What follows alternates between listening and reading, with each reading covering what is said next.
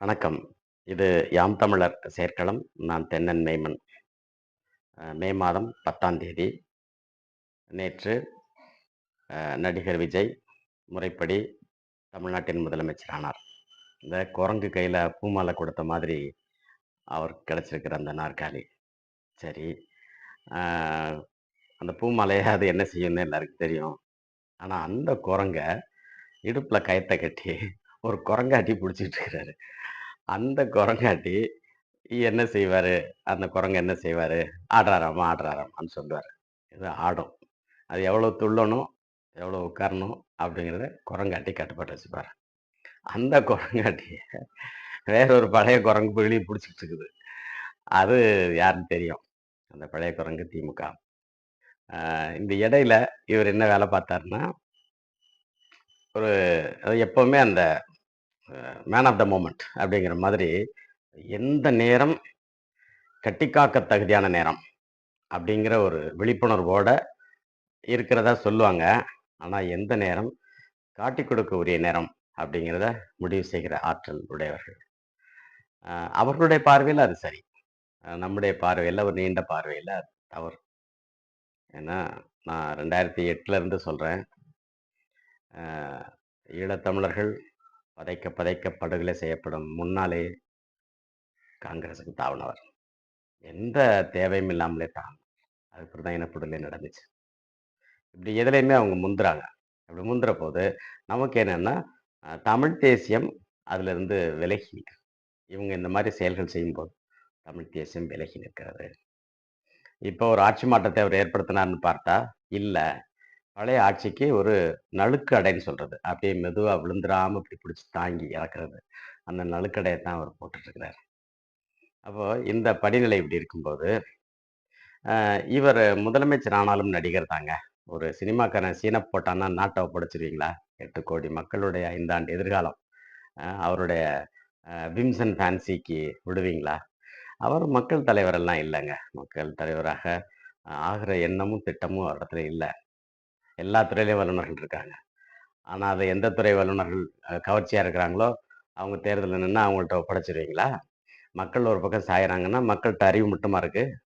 முட்டாள்தனம் நெறையவே இருக்கு. ஏம்மா நெறைய மக்கள் செய்றது எல்லாமே சரின்னு சொல்லிட முடியாது. அதனால தவறு. இத என்ன செய்யணும்னா, தேர்தல் ஆணையம் 2 வகையா கையாளணும். அதுக்கு தேர்தல் ஆணையம் கத்துக்கணும். தேர்தல் ஆணையத்துக்கு படிப்பினை தேவை. ஒவ்வொரு தேர்தலும் படிப்பினை எடுக்கணும். அது என்னன்னா, மக்கள் வந்து 2 வகையா இருக்காங்க. ஒண்ணு கலைஞர்கள். யாரையும் சார்ந்திராத, யாருக்கும் அடிபணியாத, அ சுயமா சிந்திக்கக்கூடிய கலைஞர்கள். அதுல தமிழ்நாட்டுல நிறையவே இருக்காங்க. நாம நீண்ட நெடிய வரலாறு உடையவர்களாக இருக்கிறோம்னாலே, நம்முடைய பெருங்கலைகள் எல்லாம் அந்த மாரி இருந்தது. மன்னர் ஆட்சியில கூட மன்னனுக்கு கூட பணிஞ்சு நடந்தவங்க கிடையாது. ஆனா, அந்த மன்னனுக்காக உசிரையும் குடுப்பாங்க. அ "கருக்கினால் தம் இறைவன் கூழுண்பாரே, கருக்கினால் கூரை கொள்வார்." அப்ப கருக்கினால் கூரை கொள்வார். அந்த கருக்குங்கிறது என்ன அப்டின்னா, அவங்க இயல்பா இயங்குறது தான் கருக்கு. இப்ப நான் பேசுறேன். எனக்கு ஒரு அம் ஒரு யூடியூப் இருக்குன்னா, நான் யாருக்கும் பணிய வேண்டியதில்லை இல்லையா? அந்த மாரி. அதுதான் கலைஞர்கள். அப்டிதான். அந்த அளவுல இருப்பாங்க. அப்படிப்பட்ட கலைஞர்கள் வந்து என்ன செய்யணும்னா, அவங்க ஒரு பெரும்பான்மையோட வந்துட்டாங்கன்னா, அந்த தேர்தல் ஆணையம் அவங்களுக்கு ஒரு நிழல் அரசு அமைச்சு குடுக்கலாம். அந்த நிழல் அரசு நிகர் அரசுக்கு உதவி செய்யக்கூடிய அரசா இருக்கணுமே தவிர, அவங்களோட நிர்வாகம் வந்து அவங்களிடத்துல போகக்கூடாது. அது தவறு. அது நாளைக்கு மிகப்பெரிய அ தவறுகள் நடக்கும். அது எப்படி அப்படின்னா, நான் ஒரு எடுத்துக்காட்டின் வழியா சொல்றேன். இந்த திருமணங்கள் நடக்குது இல்லையா? தமிழ் மரபுல நடந்தாலும் சரி, அல்லது இந்த வடநாட்டு முறையில் நடந்தாலும் சரி, சமக்கிர மந்திரங்கள் சொன்னாலும் சரி, அந்த திருமண நிகழ்வுங்கிறதே ஒரு அரசுருவாக்கம் தான். ஒவ்வொரு திருமண நிகழ்வுலயும் ஒரு மணமகன், மணமகள், ஊரார், சுற்றம், அ இசை, அந்த மங்கள இசை இதெல்லாம் வச்சு, அத முறைப்படி ஒவ்வொரு நொடியும் நகர்த்தி, நகர்த்தி அந்த தாலி கட்டுறதுங்கிற அந்த நொடி வரை கொண்டு போறாங்களே, அதுதான் அரசுருவாக்கம். அந்த அரசுருவாக்கத்தினுடைய குறியீடு தான் அது. அப்படியானா, அரசுருவாக்கத்துல ஒரு நபருக்கு அல்லது ஒரு தலைவனுக்கு அந்த நிலத்தை வந்து தாலி கட்டி குடுக்குறாங்கன்னா, ஏராளமான சான்றுகள் இருக்கு. அந்த நிலத்தை அவனிடத்துல ஒப்படைக்கிறாங்க. 5 ஆண்டுகளுக்கு தமிழ்நாடு தன்னுடைய அ நிலவளம், மலைவளம், நீர்வளம், மக்கள், உயிர்கள் எல்லாத்துக்கும் மன்னன் உயிர்த்தே மலதலை உலகம்ங்கிறது இந்த பூமியோட அசைவு, சுற்று எல்லாத்துக்கும் அவன் தான் பொறுப்பு அப்படிங்கிறது. இது பெரிய அளவுல இருந்தாலும், சிறிய அளவுல இருந்தாலும், அந்த தலைவனுக்கான தகுதிங்கிறது தான். தலைவனுக்கான மிகச்சிறந்த தகுதியே தலைநாள் தான். ஆளும் கிழமை. ஆளும் கிழமையோட புணர்ந்த எம்கோவாழியரும் மலர்தலை உலகே. தமிழ்நாடு எப்பவும் முழிச்சுக்கிடுச்சு. அது தமிழ் தேசியத்தால வெளிப்படைச்சிருக்கு. நீங்க தமிழ் தேசியத்த புறக்கணிச்சு, தமிழ் தேசியத்த தாண்டி இன்னொரு கருத்தியல் வந்து இனி நிக்காது. அதனால திராவிடம் மெல்ல மெல்ல அது விலகி போயிட்டுருக்கு. இந்த சூழல்ல அ இந்த நடிகரை கையாளக்கூடியவர்கள், அல்லது அவரே சொந்தமா சிந்திக்கக்கூடியவரா இருந்தா, அவர் கொள்கை கோட்பாடுகளை பற்றி தான் வரணும். இப்போ அவர் பதவியேற்றாரு, அவர நாளைக்கே நீ வந்து விட்டுரு அப்படிங்கிறதெல்லாம் சொல்லல. இது தவறு யாருடையதுன்னா, தேர்தல் ஆணையத்தோடது. இந்த தேர்தல் ஆணையம் இந்த கூட்டணிகள நீங்க ஒழுங்குபடுத்தியிருக்கணும். ஒப்புதல் குடுத்துருக்கணும் அல்லது மறுத்திருக்கணும். அப்ப நீ என்ன கேட்டிருக்கணும்? "இந்த பாருப்பா, நீ கூட்டணி வைக்கிற. வெற்றியோ, தோல்வியோ, அதுக்கு பிறகு எதிரணிக்கு தாவக்கூடாது. இந்த கொள்கையில நிப்பியா? இந்த வேலை திட்டத்துல நிக்கிறியா?" அப்படின்னு கேட்டு ஒரு உறுதிமொழி எழுதி வாங்கியிருந்தா, இந்த அவலம் வந்திருக்காது. வெறும் 5க்கும் 2க்கும் பிச்சை எடுத்துட்டு, ஒரு எதிரி வீட்டிலேயே போய் பிச்சை எடுத்துட்டு, இப்படி ஒரு அரசு வந்து ரொம்ப தவறானது. அடுத்த தலைமுறை இதுல என்ன படிப்பினை எடுக்கும்? சொல்லுங்க. ஒண்ணுமே கிடையாது. எந்த நேரம் வேணாலும் நித்திய கண்டாம் பூர்ணாயுதுன்னு அவன் அறுத்து விடுவான். அந்த கூத்தாண்டவர் கோயில்ல பூசாரி பண்ற வேலை அது. அது எப்படி புரியல இது. ஆ இப்ப நான் சொல்றதுல அந்த விடுபட்டு போன செய்தி. இந்த திருமணம் போலவே இன்னொரு திருமணம் தான் கூத்தாண்டவர் கோயில் திருமணம். சரி, அவங்க ஏன் அத செய்றாங்க? அது ஒரு சடங்கா செய்றாங்களா? அப்படின்னா, அவங்களால சொல்ல முடியல. அரசு களை இழந்திருக்கு. எவனுக்கும் அரசனாகிற தகுதி கிடையாது. ஒருத்தனுக்கும் அ அதாவது அந்த கொற்றம் என்ற அந்த ஒரு ஆண்மை கிடையாது. செங்கோல் தன்மை இல்லை அப்படிங்கிறத அவங்க உடல் மொழியால சொல்றாங்க. இதுக்கு சான்று இருக்கா? இல்ல நீங்க பாட்டுக்கு சொல்லிட்டு போறீங்களான்னா, இல்ல. சான்று இருக்கு. அதுவும் தமிழ்ல தான் இருக்கு. சிலப்பதிகாரத்துல இந்திரவள ஒரு எடுத்துக்காட்டுல இருக்கு. "மன்னவன் செங்கோல் மறுத்தல் அஞ்சி, பல்லுயிர் பருக்கும் பகவாய் கூற்றம் ஆண்மையில் திரிந்து பெண்மையில் திரியும் பெற்றியும் உண்டு." யாராலும் விளக்கம் சொல்ல முடியாது. ஆனா விளக்கம் என்னன்னு பார்த்தா செங்கோல் தன்மை தான். ஆக இந்த அறிகுறிகள் இப்படி இருக்கிற போது, தேர்தல் ஆணையம் என்ன செய்யணும்? அவங்களுக்கு வடநாட்டுல நெறைய சான்றுகள் இருக்கு. இந்த துரியோதன ராஜ்யம், அல்லி தர்பார் அந்த மாரி இதுக்கு ஒரு 2வது வகையான அரசு இருக்கணும். உண்மையான அரசு ஒண்ணும், அதுக்கான நிழல் அரசு ஒண்ணும். அந்த நிழல் அரசு என்ன சொல்லணும்னா, அந்த அரசின் செங்கோல் தன்மை பற்றி தொடர்ந்து பேசிட்டு இருக்கணும். அந்த நிலையான அரசு பெரிய கோயில் போன்ற சான்றுகளின் அடிப்படையில இறை கட்டின காணிக்கடன் பெற்று அந்த அரசு வந்து நடத்தலாம். அப்போ அந்த அரசு களை கட்டும். அந்த களை கட்டும்போது இந்த கலைஞர்களின் அரசு மறைஞ்சு போகும். தனியா நிக்காது. இந்த கலைஞர்கள் வெளியில வர்றாங்கன்னா, அவங்க வந்து இந்த ஐராணி மடந்தை அப்படிங்கிற ஒரு வல்லுனர் தலைமையில அவங்க ஒரு அரசு அமைக்கிறாங்க. அந்த அரசு வேற, நிலையான அரசு வேற. இப்பவும் அந்த மாரி ஏற்பாடுகள் இருக்கே. நீங்க 1000 தான் மக்களால் தேர்ந்தெடுக்கப்பட்ட முதலமைச்சர் இருந்தாலும், கண்காணிக்க ஒரு ஆளுநர் இருக்காரு இல்லையா? ஆ அந்த குடியரசுத் தலைவருடைய கண்ணாக இருக்கக்கூடிய ஆளுநர். அதுதான் அரசு. அதாவது அது ஒரு கட்டமைப்பு. அது ஒரு நிர்வாகம். புரோட்டோகால் முறை. அந்த முறைக்கு இன்னொன்னு மாற்று. அந்த மாற்றுல தான் இந்த கலைஞர்களின் அரசு வருது. இது கலைஞர்களின் அரசு. அப்படிங்கிறத மட்டுமாவது சொல்லிட்டு, சில துறைகள் மட்டும் அவங்கள்ட்ட குடுத்தா போதும். எல்லா துறைகளையும் குடுக்காதீங்க. குடுத்தா அ தலைமுறைகள காப்பாற்ற முடியாது. இப்ப கல்வி இருக்கு, அ ஆய்வு இருக்கு, பண்பாட்டு அடையாளங்கள் இருக்கு, நம்மிடத்துல பொதிகை மலை இருக்கு, மலையரசி, அ அ ஊட்டி, கொடைக்கானல் போன்ற வளங்கள் இருக்கு. இது எல்லாமே வீணாயிடுங்க. உள்ள எல்லாம் பார்த்தீங்கன்னா, வேலிக்கருவ உள்ள நுழையிற மாதிரி இந்த கான்கிரீட் பில்டிங் நுழைஞ்சிருச்சு.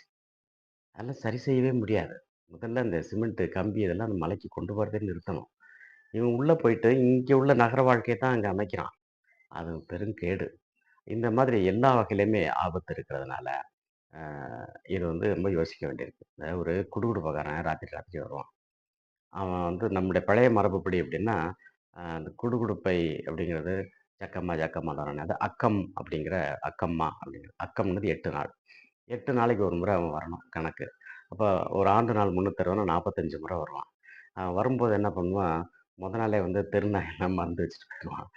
அ நான் பாதி ராத்திரில வருவேன். யாரும் வெளிய வரக்கூடாது. என் சத்தம் கேட்டாலே வெளிய வரக்கூடாது. ஏன்னா, நான் என் தோள்ல குட்டி சாத்தான் உட்காந்துருக்கும் அப்படின்னு சொல்லுவான். அது சும்மா மிரட்டுறது தான். ஆனா, அவன் ஒரு டப்பா மாரி வச்சிருப்பான். அந்த பேழை. அந்த பேழைக்குள்ள ஒரு பொம்மை வச்சிருப்பான். அந்த அந்த பொம்மைய தான் வந்து அவன் ஜக்கம்மான்னு சொல்றான். அ அதாவது அது ஒரு பெண் தெய்வ வழிபாட்டுல ஒண்ணு. இந்த 8ன் சுழற்சிய மக்களுக்கு உணர்த்துறது. அவன் வந்துட்டு ஏதாவது குறி சொல்லுவான். ஒவ்வொரு வீட்லயும் ஏதாவது சொல்லுவான். சொல்லிட்டு போயிட்டு அப்புறம் மறுநாள் 9, 10 மணிக்கு பொறுமையா வருவான். சில விளக்கம் கேட்டாக்க சொல்லுவான். இல்லைன்னா சொல்லாம போயிருவான். அ கண்டிப்பா அவன் பிச்சை எடுக்க வரல. அது குடுத்தா வாங்கிக்குவான். இல்லன்னா வாங்காம கூட போயிடுவான். ஆக இந்த குடுகுடுப்பைக்காரன் மாதிரியே தான் இருக்கு இன்னைக்கு உள்ள இந்த அரசியல்வாக்கம்ங்கிறது. ரோட்ல வந்தாரு, குடுகுடுப்பு அடிச்சாரு, இப்ப முதலமைச்சர்ன்னு வர்றாரு அப்படிங்கிறதெல்லாம் ஒரு தலைமுறை அச்சுறுத்துகிறது.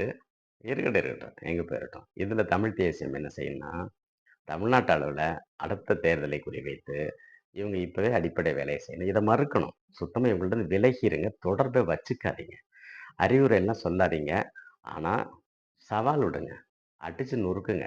ஒரு ஒண்ணும் பண்ண முடியாது. அவங்களால வந்து மக்களை மீறி எதையும் செய்ய முடியாது. மக்களுக்கான கலைஞனாக நீ இருக்கலாம். மக்களுக்கான தலைவன்னு சொல்ல உலகம் வேடிக்கை பார்க்காது. அதுல நெறைய தவறுகள் இருக்கு. பாவச் செயல்கள் இருக்கு. நீங்க நினைக்கிற மாதிரி இல்ல. இந்த பையன வந்து அநியாயமா அதுக்கு பலிகடாக்காதீங்க. இப்ப கரூர்ல 40 பேரு செத்தாங்கல்ல, யாரு பொறுப்பு? யாராவது பொறுப்பேற்கணும். அதாவது ஒரு கொலை செஞ்சா கூட வாழ்க்கையில நிம்மதியா வாழ முடியாதுங்க. இவன் 40 அப்பாவிகள கொன்னுட்டு இவன் மகிழ்ச்சியா இருந்துருவானா? யோசிச்சு பாருங்க. இது எதுக்கு இந்த தேவை? சிவாஜிய விட அவர் பெரிய நடிகரு. அவரும் கட்சி தொடங்குனார் கடைசி காலத்துல. ஒரு முறை வந்தபோது 6 தொண்டர்கள் வந்த வண்டி கவிழ்ந்து இறந்து போயிட்டாங்க. மறுநாள் இந்த பாவச் செயல் எனக்கு வேண்டான்னு சொல்லி கட்சிய கலைச்சார். அவர் உண்மையான நடிகர். அந்த மாதிரி இந்த பாவச் செயல அவங்க வந்து ஊக்கப்படுத்தக்கூடாது. அதனால நான் என்ன சொல்றேன்னா, அப்படியானா ஒரு நிழல் அரசு உருவாக்க கலைஞர்களின் நிழல் அரச ஒரு மாநிலத்த உருவாக்க அடிப்படை வேலை செய்யலாமான்னா, தாராளமா செய்யலாம். இந்த 5 ஆண்டுகள நீங்க செய்யுங்க. இந்த 5 ஆண்டுகள் அது தேவைப்படும். அதனால இவரு செய்யற சரி, தவறு எல்லாத்தையும் பார்த்து, சரிக்கு டிக் மார்க் குடுங்க. தப்புக்கு கொட்டு வைங்க. எல்லாமே சரி. பிறகு அந்த குரங்காட்டி இருக்கார்ல, அந்த குரங்காட்டி பல வேலைகள் செய்வாரு. அதையும் நீங்க கவனிச்சுக்கிட்டே இருங்க. மே மாதம் 17ஆம் தேதி தமிழ் தேசிய எழுச்சி மாநாடுன்னு சொல்லியிருக்காரு. அது தனியா நடத்துறாரா?